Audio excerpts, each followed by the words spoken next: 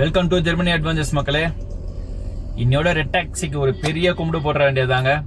ஏன்னா ஆல்ரெடி ஒரு இஷ்யூ போட்டிருப்பாங்க ரொம்ப மாசத்துக்கு முன்னாடி.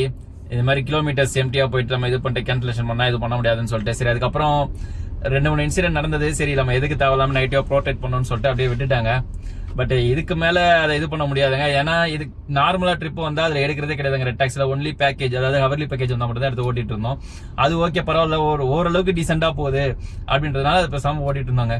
பட் அதுலயும் இன்னைக்கு பெரிய ட்விஸ்ட் வச்சிட்டாங்க. என்னடான்னு பார்த்தா ஒரு 2 hours பேக்கேஜ் இருந்ததுங்க. 25 கிலோமீட்டர்ஸ்க்கு 650 rupees போட்டாங்க. சரி ஓகே நம்ம எடுத்து ஓட்டலாம், ஆஃப்டர்நூன் டைம் தானேன்னு சொல்லிட்டு நானும் எடுத்துட்டு போயிட்டாங்க. கஸ்டமரும் போனாங்க வந்தாங்க. ஒரு 1 hour 40 minutes முடிஞ்சிருச்சுங்க ட்ரிப். 22 கிலோமீட்டர்ஸ் ஓட்டிருப்பாங்க. எம்டி அடிச்சுட்டு போனதே ஒரு 3 கிலோமீட்டர். பட் அது 3 கிலோமீட்டர் சேர்த்தா 25 கிலோமீட்டர் வந்தது. பட் இவங்க கனெக்ட் பண்ண மாட்டாங்க. சரி பரவாயில்லன்னு விட்டா.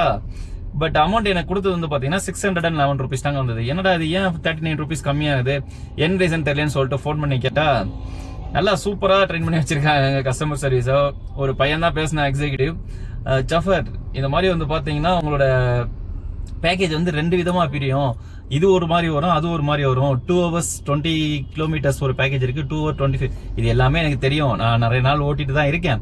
யூபர்லயும் ஓட்டிருக்கேன், ரேபிட்லயும் ஓட்டிருக்கேன். எதுலயுமே பேக்கேஜ் காசு இதான் வந்துச்சுன்னா அது கம்மியா ஓடுதோ இல்ல அதிகமா ஓடுதோ, ஹவர்ஸ் போனாலும் சரி இல்ல கிலோமீட்டர் போனாலும் சரி, அதுல என்ன அமௌண்ட் இருந்துச்சோ அந்த அமௌண்ட் யூபர் இருந்தாலும் சரி ஓலா வந்தாலும் சரி அப்படியே கொடுத்துருவாங்க. பட் உங்க இதுல இந்த மாதிரி நீங்க எப்படி பண்றீங்க எனக்கு புரியலையே அப்படின்னு சொல்லிட்டு கேட்டாங்க. மறுபடியும் அந்த சொன்னதே தாங்க திரும்பவும், சாஃபர் நீங்க சொல்றது எனக்கு புரியுது சாஃபர், பட் இப்படிதான் இருக்கு அப்படின்னு சொல்லிட்டு சொல்லணும்னா எனக்கு என்ன சொல்றதுனே தெரியல. அதுக்கு மேல அவரும் எக்ஸிகியூட்டிவ் தான், அவங்களை பத்தி நம்ம சொல்லி ஒன்னும் ஆக போறது கிடையாது. பட் கொஞ்சம் யோசிச்சு பாருங்களேன், இப்ப இருக்கிற சுச்சுவேஷனுக்கு சிஎன்ஜி ரேட்டே ஏறிடுச்சுங்க. 95 ரூபாங்க பெர் கேஜி. பெட்ரோல் விலை ஏறிடுச்சு, 105 ரூபா கிட்ட வந்துருச்சு. டீசல் விலையும் ஏறிடுச்சு. எல்லாமே ஏறி இருக்கு. ரேட்டு எதுவும் பண்ணல. கிலோமீட்டர் நம்ம எம்டி அடிச்சுட்டு தான் போறோம்.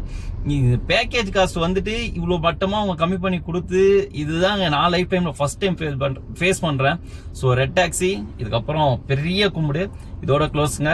இதுக்கப்புறம் அதை இன்ஸ்டால் பண்ணிட்டு ஒன்லி ஓலா, யூபர், ரேபிடோ அதை மட்டும் ஓட்டலாம்னு சொல்லிட்டு இருக்காங்க.